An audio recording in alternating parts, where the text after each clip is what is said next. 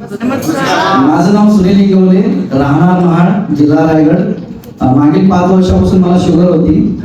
मला ॲलोपॅथीचे side effect माहिती होते।